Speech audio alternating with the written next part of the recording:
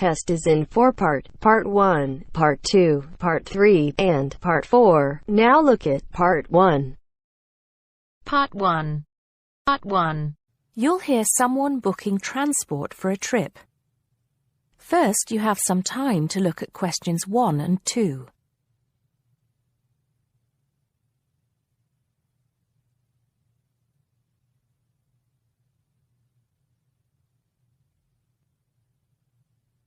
Now we shall begin. You should answer the questions as you listen, because you will not hear the recording a second time. Listen carefully and answer questions 1 and 2. Good morning, Burnham Coaches. Sarah speaking. How can I help you? Yes. Good morning. I'm a teacher at the Down Language School. We have a bit of a problem, and I was wondering if you could help us out. What is the problem exactly? Well, we normally take our students on an excursion at the end of their course. But unfortunately, the coach firm we normally use has let us down. It seems they've gone out of business. I'm sorry to hear that. I suppose you are looking for a replacement. Well, yes. We won't need a very large coach, actually. There will be 30 students and 4 teachers. So that's 34 in all. And what dates did you have in mind? The last Saturday and Sunday of this month. That's the 28th and 29th. The 28th and 29th. Does that mean you are planning to stay somewhere overnight? That's right. Actually, we want to do the same excursion that we do every year. We usually visit Stonehenge, Salisbury, and stay overnight in Bath. It's a historical tour, really. It sounds interesting. Let me just see what we have available. Oh dear, I'm afraid all our coaches are booked out for the 28th. It's the busiest time of the year for us, actually. I was afraid that would be a problem. But you have a coach available for the 29th? Yes, we do. And it's available for the 30th as well, if that's any help to you. I'm afraid not. Sunday is the last day. The students go home on Monday. I think we'll just have to change our plans a bit and leave out Salisbury. It's a shame, but I don't think we can fit in all 3 places in one day. So, you would like to book the coach for the 29th, visiting Stonehenge and Bath, is that right? Yes, I think so. Before you hear the rest of the conversation, you have some time to look at questions 3 to 10.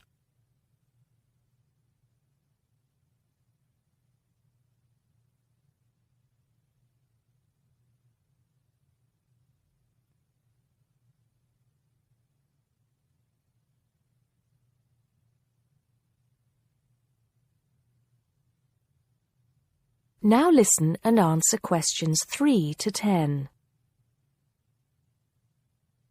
Right, I just need a few details, sir. OK. My name is Paul Scott. S-C-O-T? It's double T, actually. I'm sorry. And it's the Down Language School. Could you give me the address for that, Mr. Scott? Yes, it's Down House, Hill Street, Brighton. Do you need the postcode? No, that's not necessary, but I do need a contact number. Of course. The number for the school secretary is 01273 512 634. You can contact her if you need to speak to anyone. Right, and what time would you like the coach to pick you up? Well, I think we'll have to make an early start. Would 7:30 be all right? Yes, no problem at all. What time do you want to be back? Oh, any time between 10 and 11 will be all right. Not later than 11, though. Right, I'll make a note of that. 11 p.m. latest. There's just one more thing I need to know. Presumably, you'll be visiting Stonehenge first. How long do you want to stay there? Well, we normally stay about an hour. The main objective of the excursion is for the students to see the Georgian architecture in Bath, really. Yes, Bath is lovely, isn't it? I was there myself a couple of years ago. I thought the Royal Crescent was absolutely stunning. I hadn't realised how large it is. Well, I think that's all I need to know, Mr. Scott. Thank you for booking with us. Just a minute. There's one thing you seem to have forgotten. How much will this cost?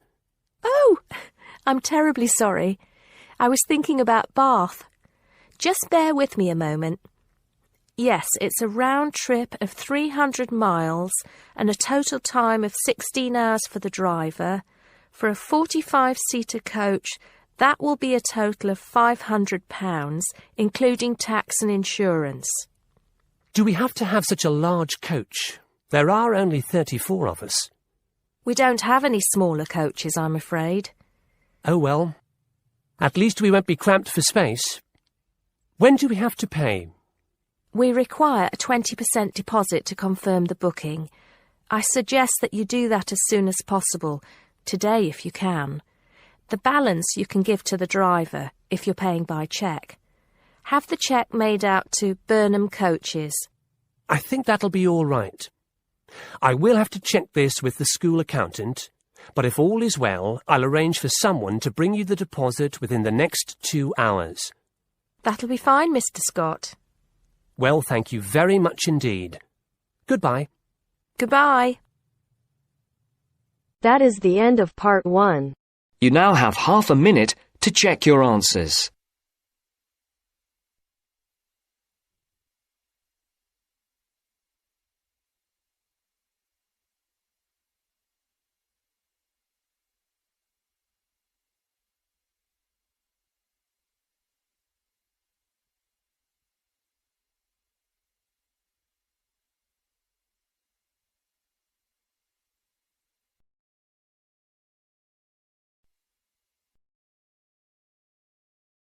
Now turns to part 2. Part 2. You'll hear 2 university students discussing experiments. First, you have some time to look at questions 11 to 15.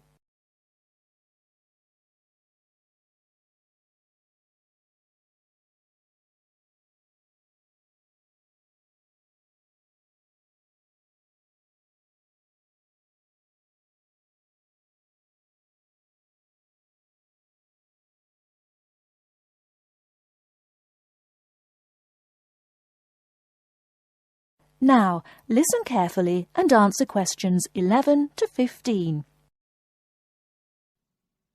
Hi, Al. Sorry to interrupt you when you're having your lunch, but I wanted to ask you a favour. Oh, sure, no problem. Sit down, Josie. I've finished anyway. What do you need? Well, I was wondering if I could ask you about the experiments we were talking about in the seminar the other day with Dr. Robinson. I'm doing my teaching practice on Thursday and Friday, and I'm a bit concerned about it. I wasn't entirely sure I understood them completely. If I don't understand them, then the pupils don't have any chance. You mean the ones to determine the speed of sound? Yes, that's right. Well, I think I understood the first one, but the second one was more complicated. Yes, that's true. Well, let's check what you thought of the first one, the one that you'll have to take the kids outside for. OK, let me see. Well, you need to get 2 groups to stand exactly 200 metres apart on the playing fields, and one has a bell or a loudspeaker or some other loud sound source and a flag, and the other group has a stopwatch. Yes, although it doesn't have to be 200 meters. It's just that it makes the experiment easier the more distance between them. It depends on the space available. Right. And the idea is that one group raises the flag at exactly the same moment as they make a noise, and the other group starts the stopwatch when they see the flag and stops it when they hear the noise. That's it. And then you get them to do a simple calculation of velocity equals time divided by distance. Yeah, it's a bit low-tech and it's not very accurate, but they should be able to get within about 20% of the actual figure if they're reasonably careful. Before you hear the rest of the talk, you have some time to look at questions 16 to 20.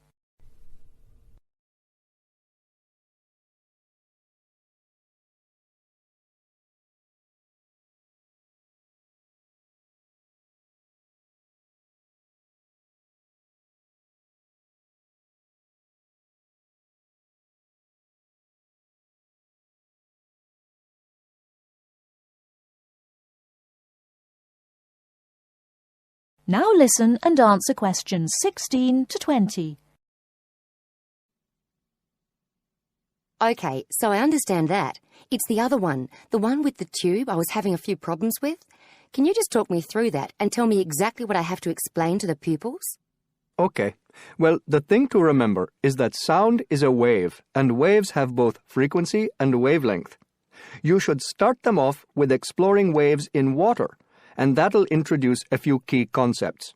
Sound waves aren't exactly the same because they're compression waves, but it's more or less the same principle, at least for pupils at this level. I've got some ideas for that. So they understand wavelength and frequency, and then we move on to the experiment. For that we need, let me just have a look at my notes. A long tube, a tuning fork, and a large barrel of water. Now, what do they do with those? And what's the point of it? It's fairly simple, really. You just have to remember that velocity equals wavelength times frequency. Ah, yes. That's the key, isn't it? Yes. The tuning fork is manufactured to produce a sound of a given frequency. So that just leaves you one thing to measure. The pupils hit the tuning fork so that it makes a sound and hold it toward the end of the long open tube. That makes the air vibrate. They should slowly move the tube up and down. They'll find that in some positions it gets louder. That's because of resonance. What's that again? It's when there are a whole number of waves in the column of air in the tube. It makes it louder. They then measure the length of the column of air, and they can work out the wavelength from that. And that's more accurate than the other experiment? Well, it is if the pupils take an average using different tuning forks. It should be much more accurate. Thanks, Al. That's clear to me now. I can't think of any more problems. Just make sure that the pupils keep good records. You need to tell them how important that is. Any mistakes with the maths can be corrected later, but you don't want them to have to go back and get the data again. You probably wouldn't have time for that anyway. Good advice, yes. I just hope it goes well in the classroom now. Good luck.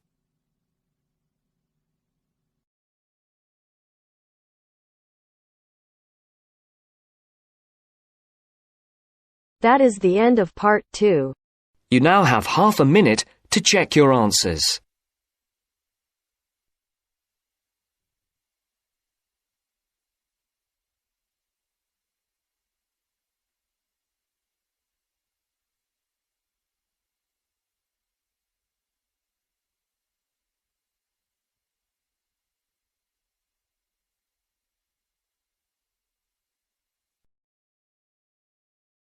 Now turns to part 3.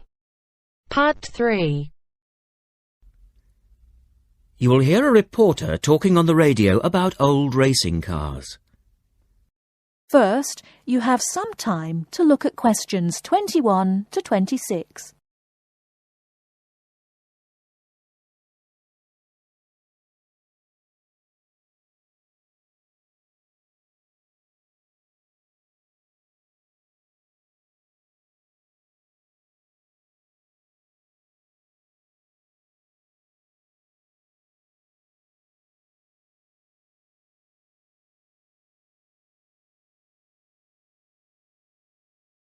Now listen carefully and answer questions 21 to 26.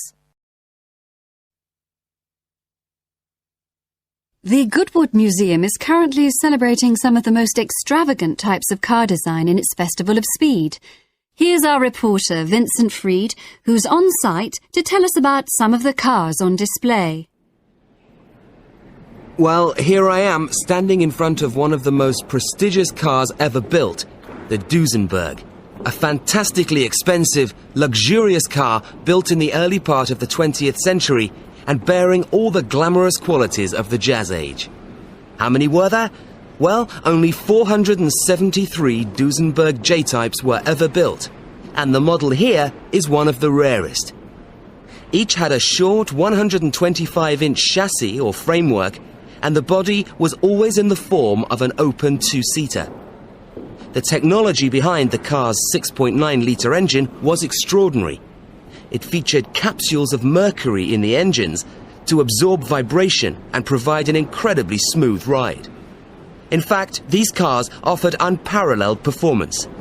In an age when 160 kilometers per hour was considered very fast, the Duesenberg promised a top speed of 180 kilometers per hour and could do 140 kilometers per hour in second gear. Duesenberg, who designed the car, sold it as a frame and engine. This was typical of the age again, and many prestige manufacturers such as Rolls-Royce did exactly the same. Owners able to afford the hefty $9,000 price tag for the basic car would then commission a coachwork company to build a body tailored to their own individual requirements. The Duesenberg's great attraction for the driver was its instrument panel, which offered all the usual features but also several others, including a stopwatch. It was the Duesenberg's technology that lay behind its success as a racing car, and they dominated the American racing scene in the 1920s, winning the Indianapolis Grand Prix in 1924, 25 and 27. Before you hear the rest of the talk, you have some time to look at questions 27 to 30.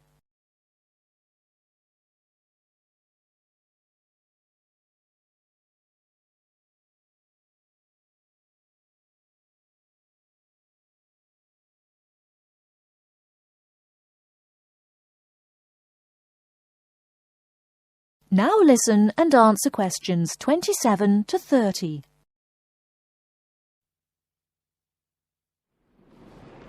On to another celebrity, the 1922 Leia Helica. Only 30 of these French propeller cars were built, and the model here at Goodwood, which was the fourth to be made, is thought to be the only surviving example still capable of running. The brains behind this car was Marcel Leia, who was an aviation pioneer first and foremost, and the influence of flying is quite apparent in the car. The Leia very strongly resembles a light aircraft with its front propeller, but in this case, it's minus any wings, of course. It's quite odd to think that this car was whirring through France just as the Duesenberg was blasting down roads at 160 kilometers per hour across the Atlantic. The Leias were used regularly in France in the 1920s, and were even produced in saloon and van form, as well as two-seater. The Leia matched its propeller drive with its equally bizarre steering, which used the rear rather than the front wheels. But despite looking rather frail, it was a tough machine. In fact, when troops tried to steal it during the Second World War, the car's baffling design was clearly beyond the would-be thieves, and it ended up being driven into a tree, breaking the propeller. And now for the Firebird. This extraordinary car was first... That is the end of part 3. You now have half a minute to check your answers.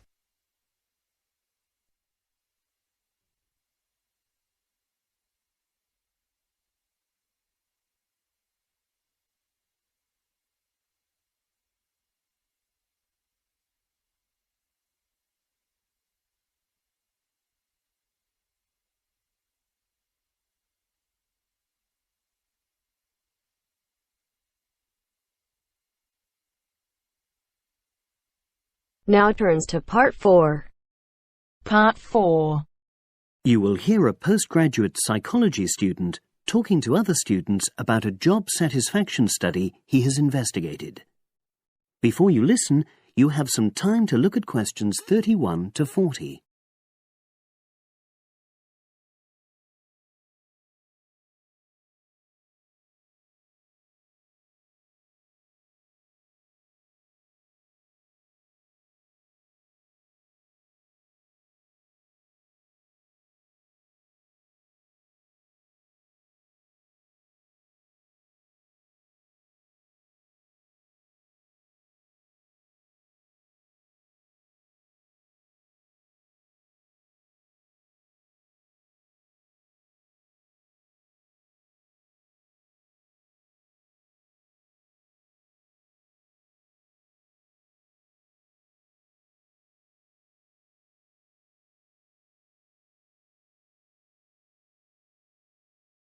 Now listen and answer questions 31 to 40.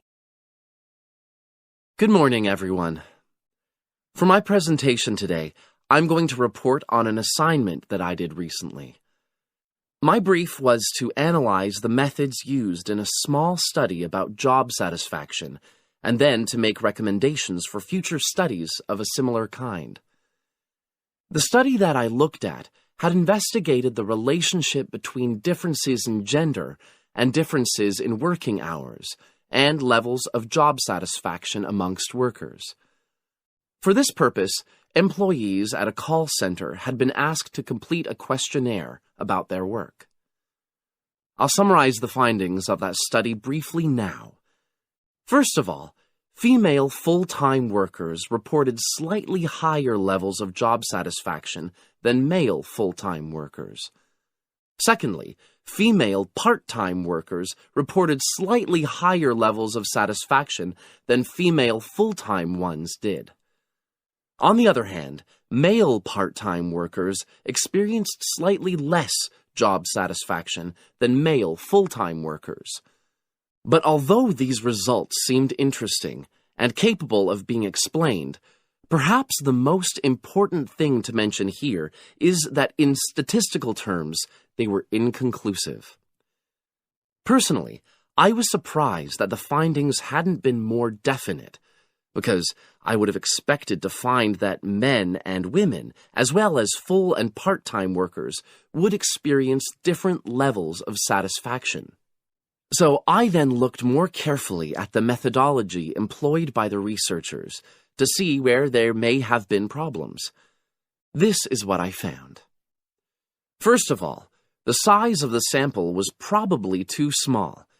The overall total of workers who took part in the survey was 223, which sounds quite a lot, but they had to be divided up into subgroups.